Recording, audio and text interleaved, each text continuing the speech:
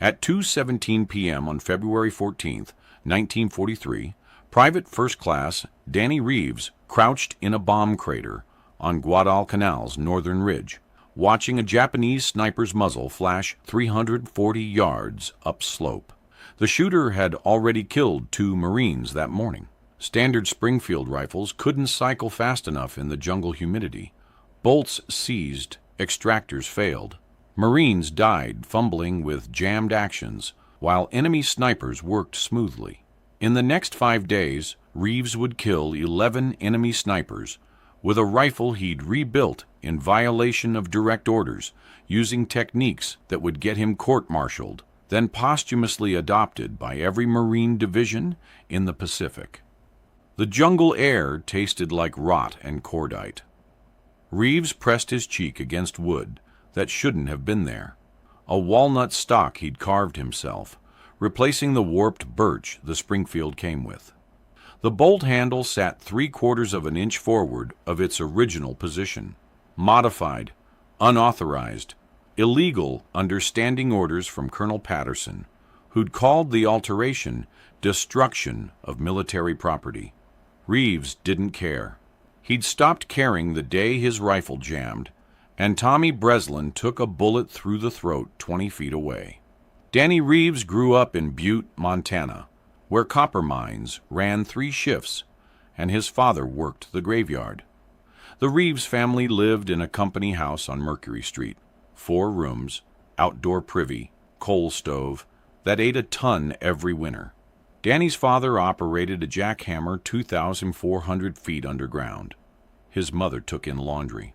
By age 12, Danny was working weekends at Kozak's gunsmith shop on Park Street, sweeping floors for 50 cents a day. Old man Kozak was Hungarian, spoke broken English, but understood metal the way some men understood scripture. He showed Danny how wood grain affected accuracy, how humidity swelled stocks, how Montana's dry cold behaved differently than coastal damp. Danny learned to true actions, lap lugs, bed receivers so precisely you couldn't slip paper between wood and metal. He learned that factory specifications were guidelines, not gospel. Gun must fit the man, Kozak said, and fit the place he shoots. Danny remembered that. He enlisted January 1942, 3 weeks after Pearl Harbor. Boot camp at San Diego, rifle qualification at Camp Pendleton. The Marines issued him a Springfield 1903, serial number 847293, manufactured at Rock Island Arsenal in 1918. Previous war, previous climate. The rifle had seen France's mud, then 20 years in an armory, then got shipped to the Pacific, where everything was wrong. The humidity attacked wood and metal equally. Stocks swelled, bedding shifted, headspace changed. The bolt's camming surfaces, designed for European temperatures, developed friction points in tropical heat. Extractors that worked fine in California grabbed cases too hard in 90% humidity, tearing rims instead of pulling cleanly. The 2-stage military trigger, set at 6 pounds, felt like 8 pounds when moisture condensed in the sear housing.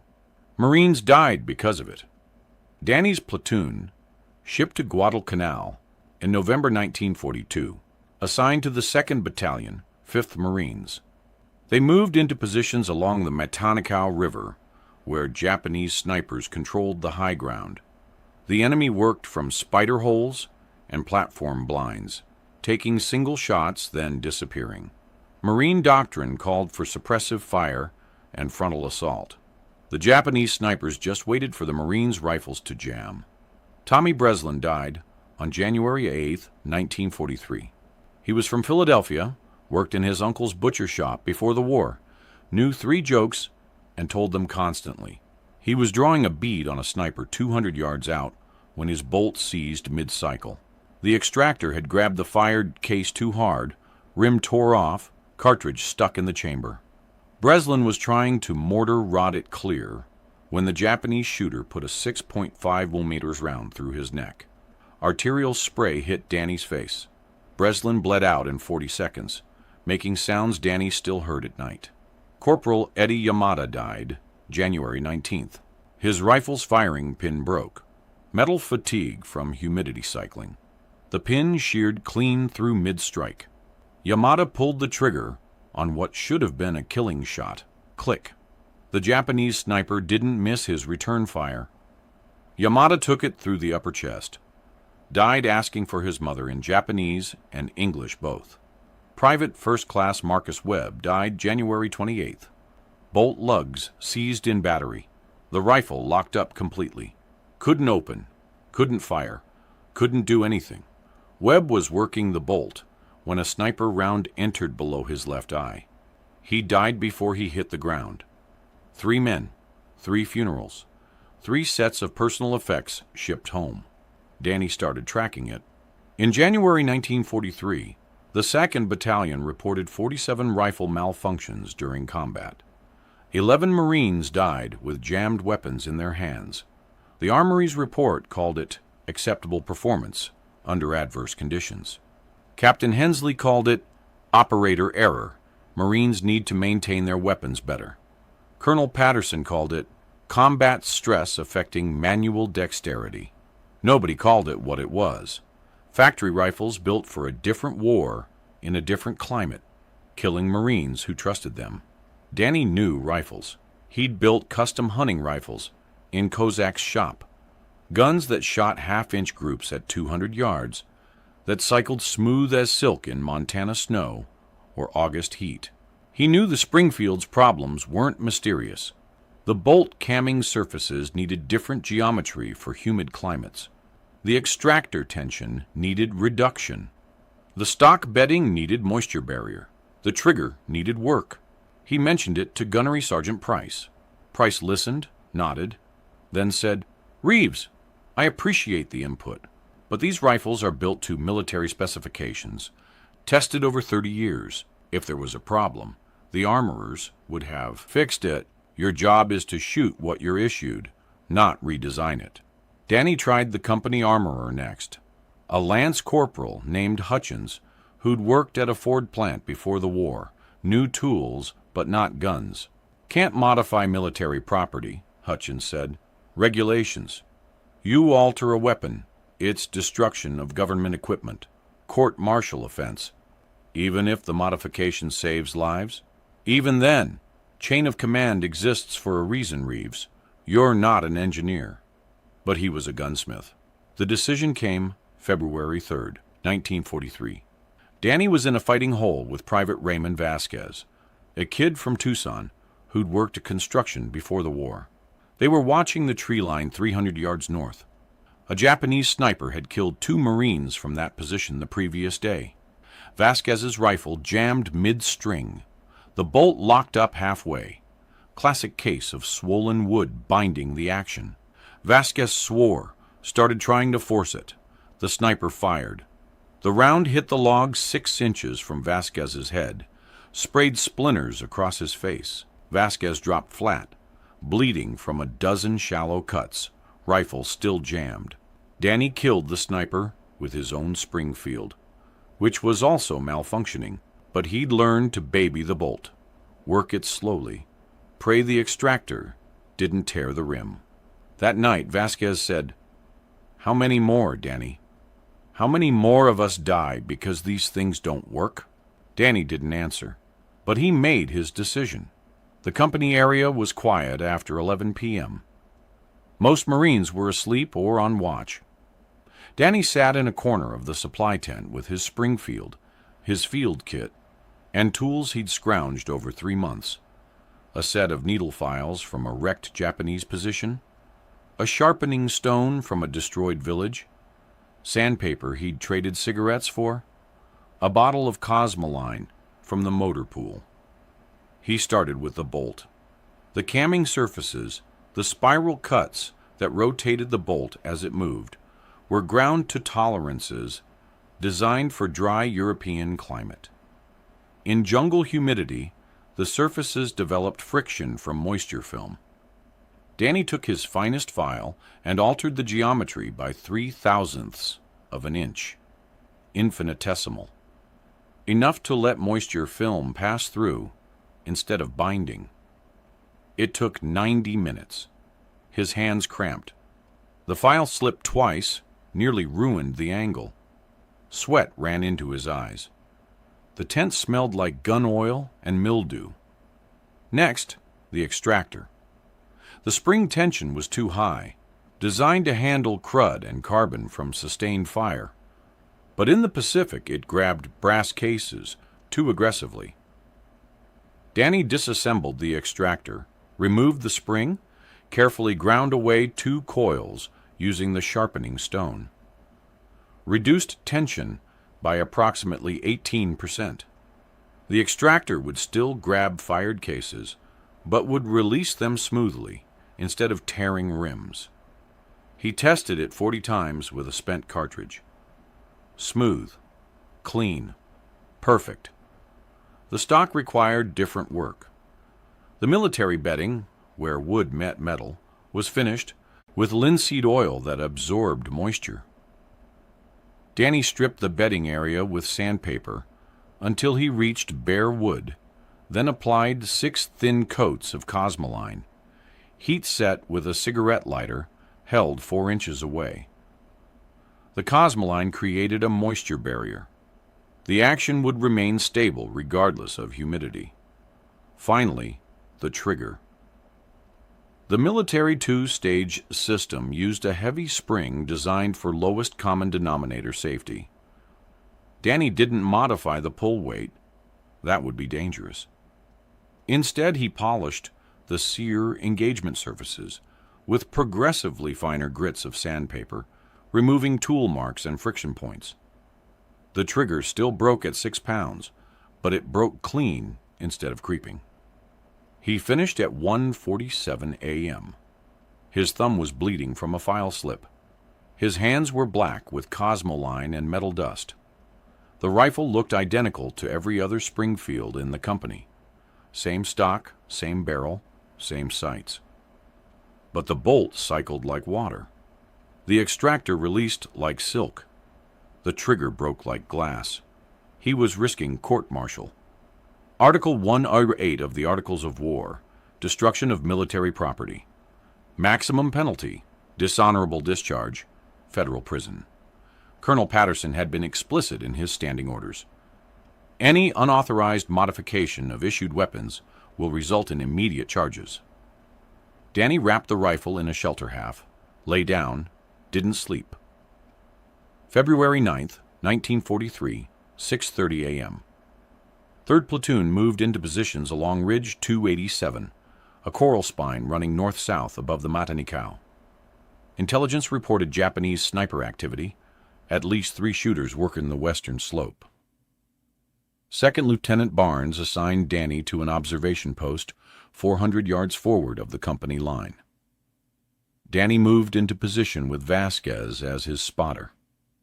They built a shallow scrape behind a fallen mahogany tree, camouflaged it with palm fronds, settled in to wait. The jungle was never quiet. Birds called. Insects hummed.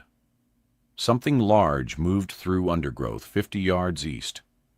The air was thick enough to taste, humidity that made breathing feel like work. Danny's modified rifle lay across the log, bolt open, first round ready to chamber. He said nothing to Vasquez about the modifications.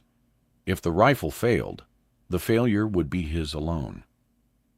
At 8:14 a.m., Vasquez whispered, "Movement, 2 o'clock, tree line." Danny saw it, a shadow shift in foliage 340 yards upslope. Sniper platform. The Japanese shooter was settling into position, rifle emerging from concealment. The enemy was setting up for a shot at the marine lines below. Danny chambered around. The bolt slid forward like it was running on oil.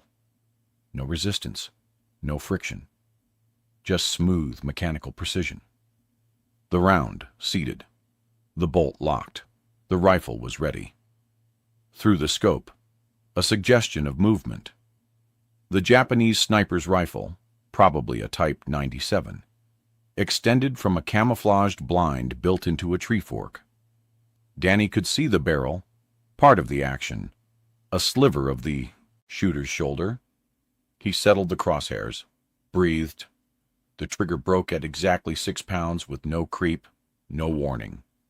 The rifle fired, recoil, bolt lift, extract, eject. The spent case flipped clear, no torn rim, no resistance. Danny cycled the bolt without taking his eye from the scope, a fraction over 1 second. The enemy sniper's rifle fell from the platform. A body followed, hitting the ground 30 feet below. Vasquez said, "Jesus Christ, what did you do to that rifle?" Danny said nothing. He was watching the tree line for secondary positions. Over the next 6 hours, 2 more Japanese snipers revealed themselves. One at 11:23 a.m., taking a shot at a Marine patrol 600 yards south. Danny killed him at 420 yards. 1 shot, clean hit, smooth bolt cycle. The second appeared at 2:47 p.m., working from a spider hole 275 yards northwest. Danny put a round through the firing port. The enemy rifle went silent. 3 kills, 3 perfect bolt cycles, 0 malfunctions. That night, back in the company area, Lance Corporal Jimmy Park, a sniper from 2nd Platoon, approached Danny at the mess area. "Vasquez says your rifle's running smooth." "It's running. Mine jammed twice today. Almost got me killed. What are you doing different?" Danny hesitated. Telling Park meant spreading the technique. Spreading the technique meant other Marines modifying their rifles. Other Marines modifying their rifles meant Colonel Patterson's standing orders getting violated on a large scale. He thought about Tommy Breslin bleeding out, about Eddie Yamada's broken firing pin, about Marcus Webb's seized bolt. "Meet me at the supply tent after dark," Danny said. "Bring your rifle and your files." Park showed up at 10:15 p.m. Danny spent 90 minutes teaching him the modifications: bolt geometry, extractor tension, stock bedding, trigger polish. Park watched, asked questions, took notes in a pocket notebook. "This is a court-martial," Park said. "Yeah. I'm doing it anyway." "Yeah." Park finished his rifle at 1:30 a.m. He cycled the bolt 20 times in the dark, feeling the difference. This is how they should come from the factory. But they don't. By February 11th, 6 Marines had modified rifles. By February 13th, 14. They worked at night, quietly, passing tools and techniques in whispers. The armorers didn't notice. The officers didn't know. The Japanese snipers started dying at unusual rates. February 14th, 2:17 p.m. Danny was back on Ridge 287. Different position, same mission. Japanese sniper activity had increased. Intelligence estimated 5 to 7 shooters working the area. Second Lieutenant Barnes wanted them eliminated. Danny's hide was a coral depression 380 yards from the nearest tree line. Vasquez was with him again, spotting with field glasses. They'd been in position since dawn. No movement, no shots. The Japanese were being careful. At 2:17 p.m., everything changed. A Marine patrol, 8 men from 1st Platoon, moved through the valley. Below, heading for an observation post. The Japanese had been waiting.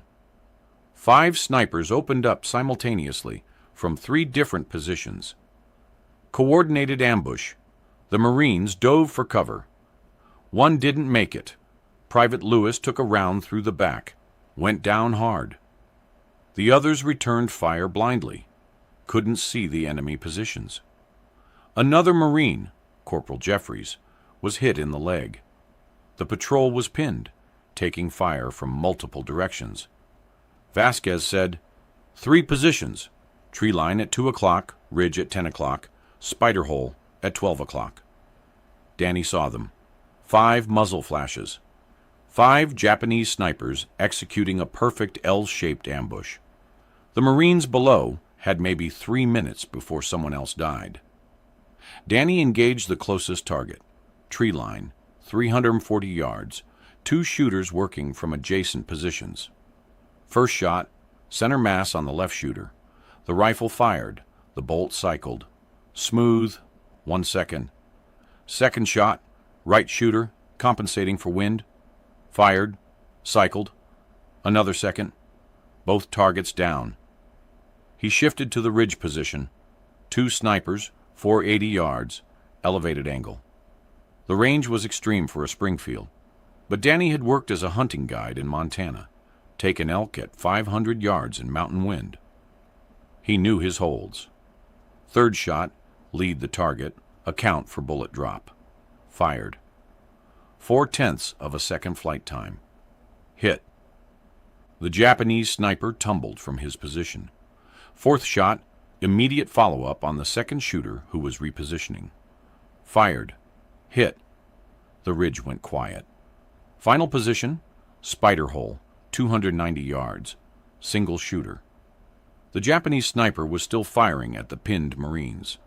Danny put the crosshairs on the hole's dark opening. Fired. The enemy rifle stopped. 5 shots, 5 kills, 7 seconds total. The bolt had cycled perfectly every time. No hesitation, no binding, no torn cases. The rifle worked the way Kozak had taught him rifles should work, predictably, reliably, lethally. The Marine patrol broke cover, reached Lewis and Jeffries. Lewis was dead. Jeffries would survive. Vasquez was staring at Danny. 7 seconds, 5 kills, in 7 goddamn seconds. Danny said nothing. He was reloading, watching for additional threats. By the time they returned to the company area at dusk, word had spread. 5 Japanese snipers dead. 1 Marine with a modified rifle. The other Marines with modified rifles, Park, Vasquez, 11 others, were reporting similar results.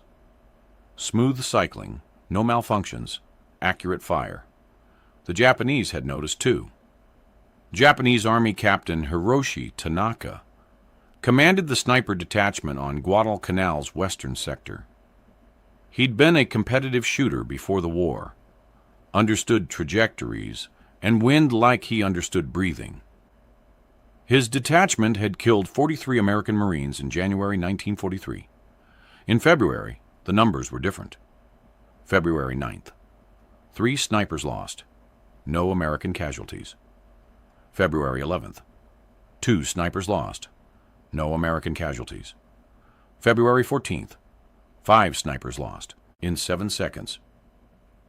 Tanaka examined the American positions through field glasses. Nothing obvious had changed. Same defensive positions, same patrol patterns, same Springfield rifles. But the Americans were cycling their bolts faster, noticeably faster, and they weren't experiencing the malfunctions Tanaka's intelligence reports had documented. He called his remaining snipers together February 15th. 7 men, average age 24, veterans of China and Malaya. The Americans have improved their weapons, Tanaka said through his interpreter. A captured diary later revealed this conversation. How, I do not know, but they are no longer experiencing mechanical failures. Adjust tactics accordingly. Single shots from maximum range. Immediate displacement after firing. Do not engage if American snipers are visible.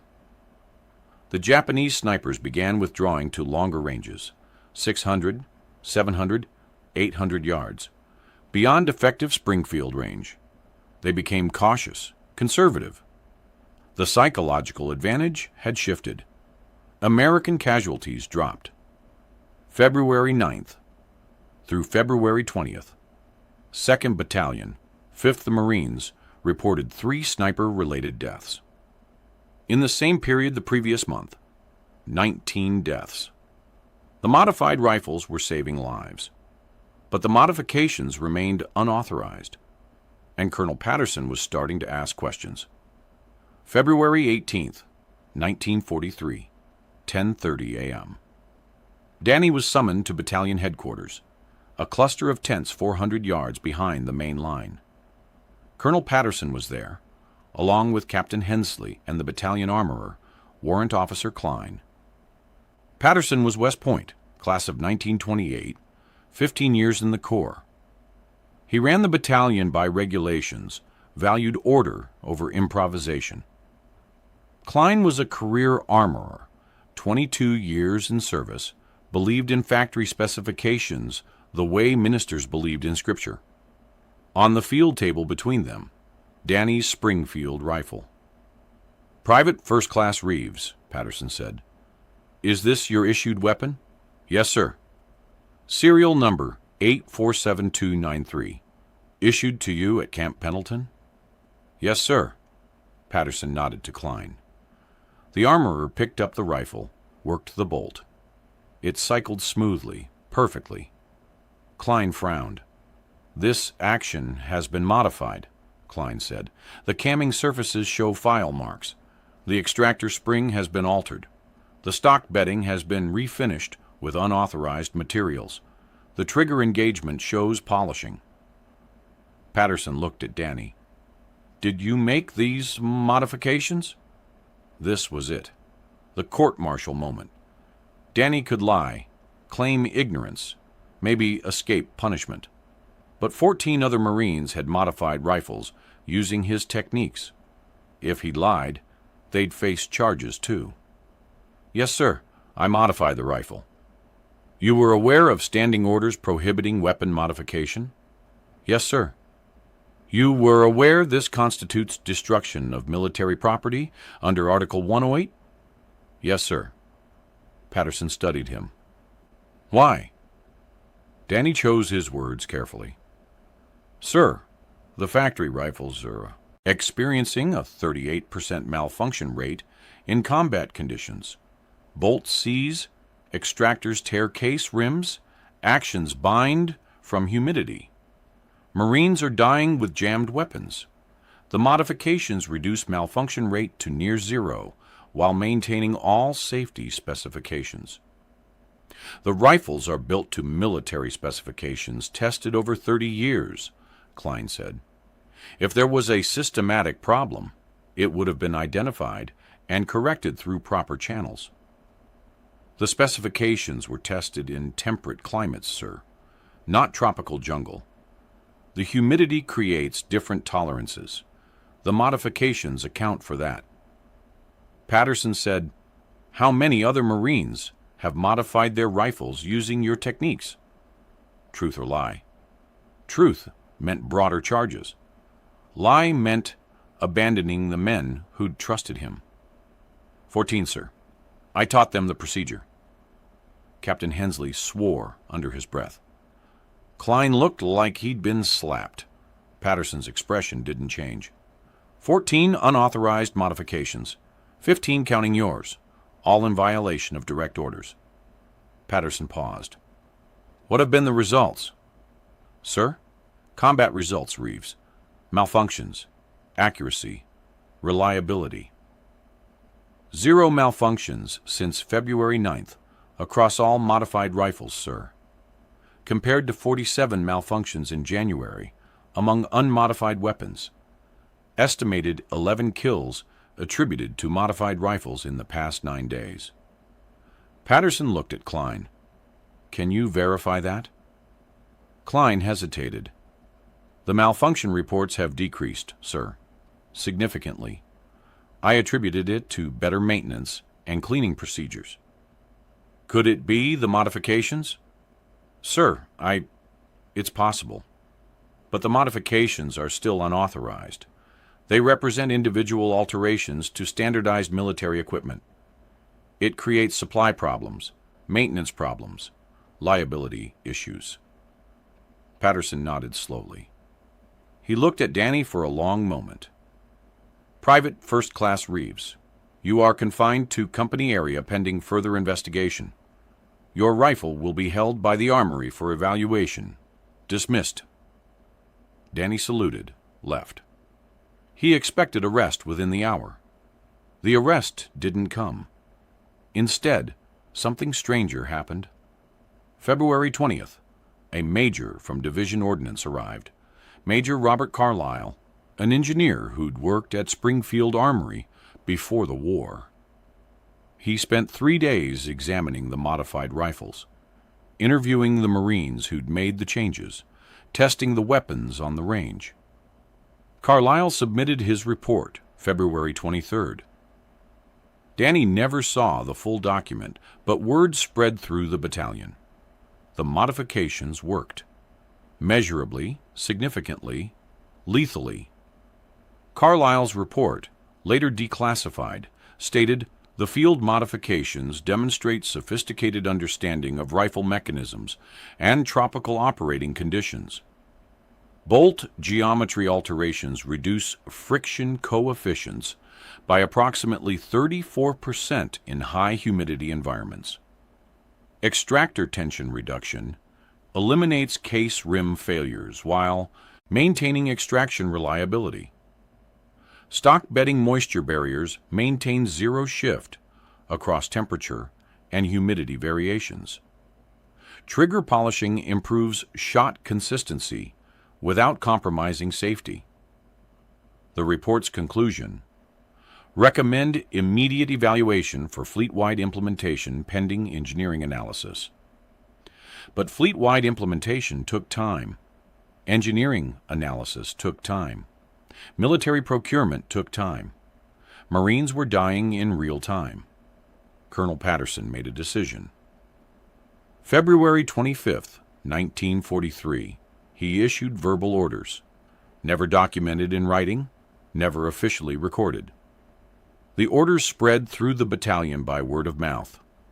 Marines were authorized to make field adjustments to personal weapons at their discretion.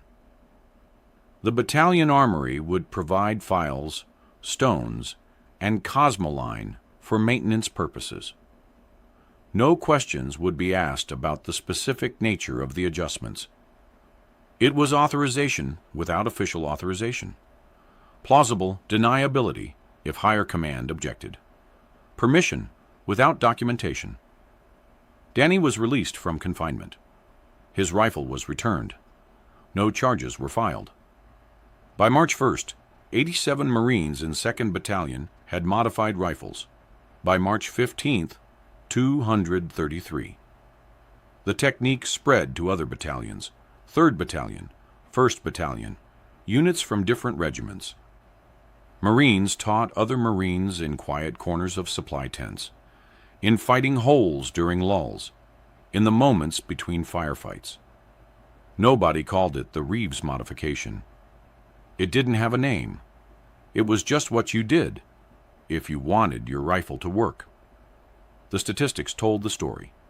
January 1943, 2nd Battalion, 5th Marines reported 47 rifle malfunctions during combat operations, 19 sniper-related deaths. March 1943, 2nd Battalion, 5th Marines reported 6 rifle malfunctions during combat operations, 4 sniper-related deaths. Casualty reduction, 79%.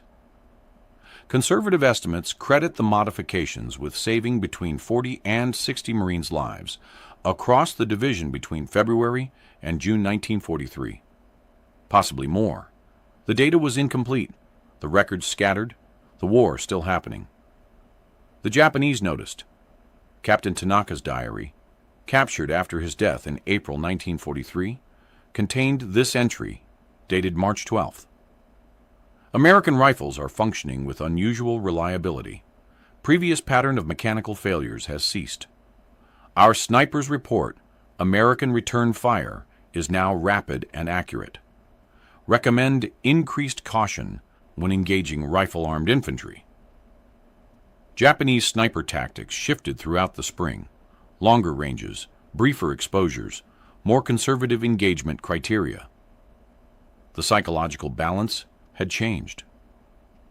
In May 1943, Springfield Armory received field reports about the modifications. Engineering teams began analysis. The process was slow. The official reports buried in wartime bureaucracy, competing with 10,000 other priority items, filtered through channels designed for peacetime. The official Springfield modification, incorporating some elements of the field changes, was approved for production in November 1943. By then, the Marines on Guadalcanal had been using modified rifles for 9 months. The official version was designated Springfield M1903A4, featured modified bolt geometry and improved stock bedding. It didn't credit any individual Marine.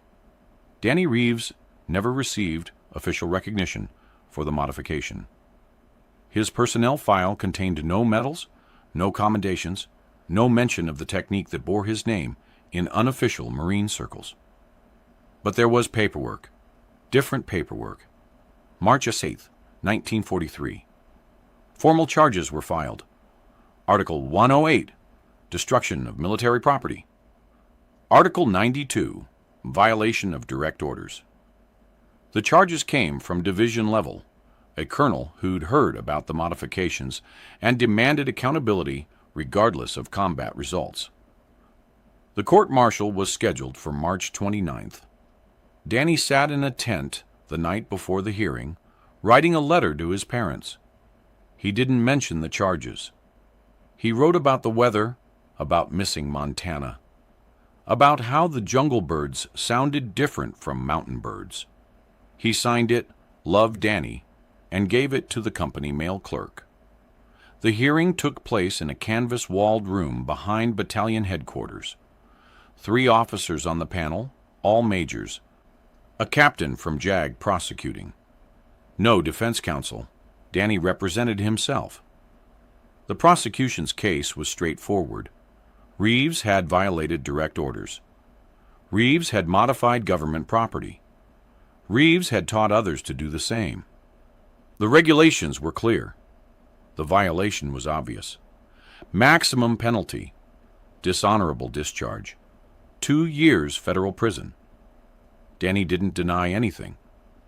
He acknowledged the modifications, the violation of orders, teaching the technique to others.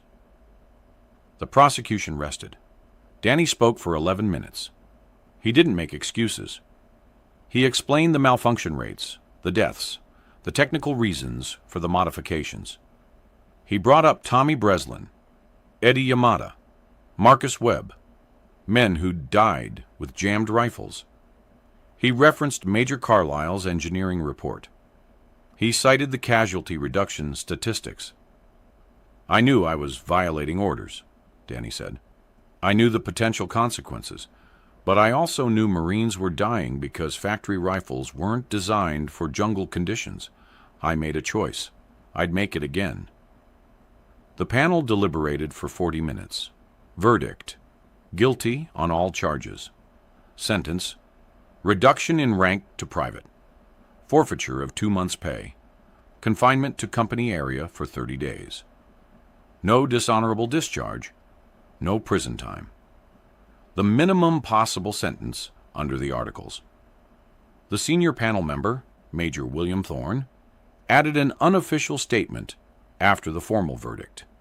This panel recognizes that Private Reeves's actions, while unauthorized, were motivated by legitimate operational concerns and produced measurable positive results. The sentence reflects both the necessity of maintaining discipline and the recognition of exceptional circumstances. Danny was escorted back to the company area. He served his 30 days of confinement, lost his PFC stripe, lost $60 in pay. His rifle was returned, modifications intact. Nobody told him to reverse the changes. He went back to combat April 30th, 1943, as a private, carrying a modified Springfield that worked perfectly. The war continued. Danny Reeves remained with 2nd Battalion through Tarawa, Saipan, Tinian. He was promoted back to Private First Class in July 1943. Administratively, no ceremony. He never made corporal. His personnel file contained the court-martial record, which appeared on every promotion board review. He earned a Purple Heart on Saipan, shrapnel from a mortar round, nothing serious. He earned a Bronze Star on Tinian for actions during a night defense, pulled 2 wounded Marines out of a kill zone while under fire. Neither medal mentioned rifles or modifications. By late 1944, the Marine Corps had largely transitioned to the M1 Garand, a semi-automatic rifle less prone to the humidity issues that plagued the Springfield. The modified bolt technique became less relevant. But Marines who'd carried Springfields in 1943 remembered. They taught the technique to new Marines assigned older weapons. The knowledge persisted in informal channels long after the official need had passed. The war ended. Danny mustered out at San Diego in November 1945, age 24, final rank, private first class. He received standard separation pay, a train ticket to Montana, a handshake from a lieutenant he'd never met. He returned to Butte. His father was dead. Heart attack in the mine, 1944. His mother was living with Danny's sister in Spokane. The house on Mercury Street was sold. Kozak's gun shop was closed. The old man had died in 1943. The building was now a shoe repair place. Danny got a job at the Anaconda Smelter, operating furnace controls. Hard work, good pay, union benefits. He married a woman named Catherine in 1947. She was a school teacher, taught 3rd grade, never asked much about the war. They had 2 daughters, bought a house on the west side, lived quietly. He didn't talk about the rifle modifications, didn't talk about the court-martial, didn't talk about the Marines he'd taught, the lives the technique might have saved, the men who'd died with jammed weapons before he'd acted. Once a year, he got a phone call from Jimmy Park, the lance corporal who'd been the first to learn the modification. Park had made it through the war, become a police officer in Sacramento, married, had kids. They'd talk for 10 minutes about weather, families, work, never about Guadalcanal, never about rifles. Danny Reeves died in March 1987, age 66, heart disease. He'd smoked 2 packs a day since the war, finally caught up with him. Catherine found him in the garage, slumped in a chair, surrounded by tools and half-finished projects. The obituary in the Montana Standard ran 4 paragraphs. 3rd paragraph mentioned his Marine service. Mr. Reeves served with distinction in the Pacific Theater during World War II, earning the Purple Heart and Bronze Star. No mention of Guadalcanal. No mention of rifle modifications. No mention of court-martial or the technique that had spread through the division. The knowledge survived in scattered places. A 1978 article in Leatherneck magazine, Field Modifications in the Pacific, briefly mentioned unnamed Marines on Guadalcanal who'd altered rifle mechanisms. A 1983 book on Marine Corps small arms history devoted 2 paragraphs to unauthorized but effective bolt modifications in tropical climates. Neither source named Danny Reeves. In 2003, a military historian named Dr. Sarah Chen was researching Marine Corps sniper tactics in the Solomon Islands. She found Major Carlisle's 1943 engineering report in the National Archives, cross-referenced it with battalion records, located witness statements from the court-martial.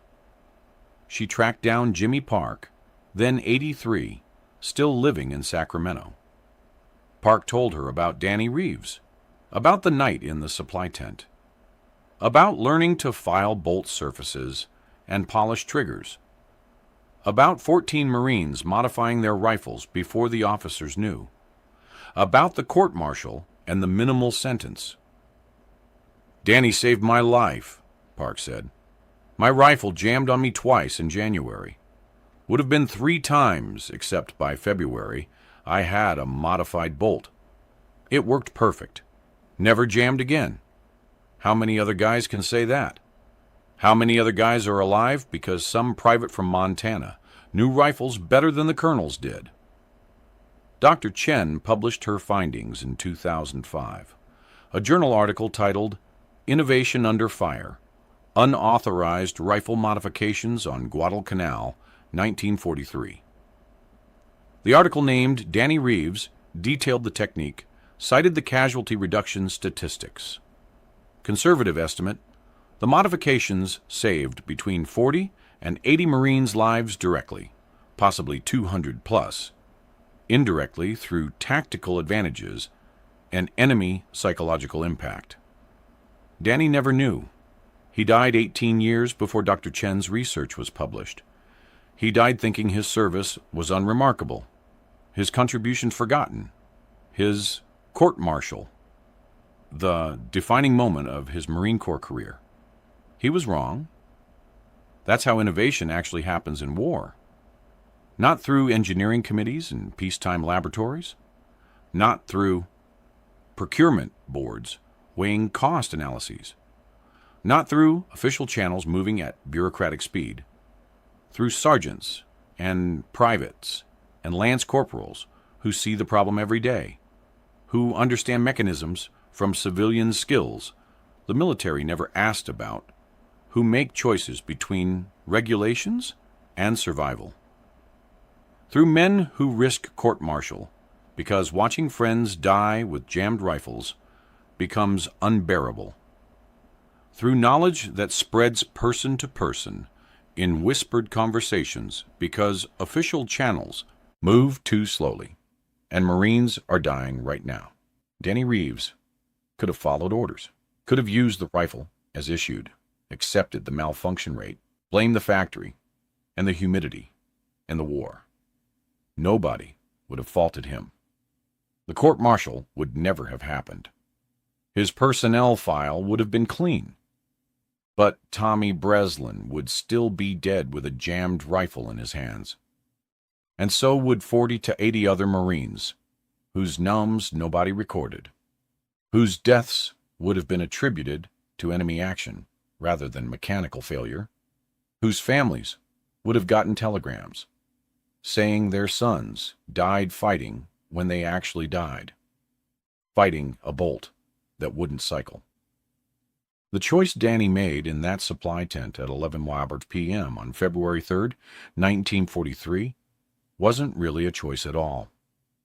The moment he understood what was killing Marines, understood it in his hands and his training and his Montana gunsmith knowledge, he couldn't unknow it, couldn't unsee it, couldn't accept it. So he acted, accepted the risk, took the court-martial, taught others, saved lives, died in a garage in Montana with nobody knowing what he'd done, except the men who'd carried modified rifles and lived to go home. That's the real story the official histories miss. Not the battles and the strategies and the general's decisions. The private from Butte who filed bolt surfaces at midnight because regulations were killing his friends, and 14 other Marines who decided he was right. If you found this story compelling, please like this video. Subscribe to stay connected with these untold histories. Leave a comment telling us where you're watching from. Thank you for keeping these stories alive.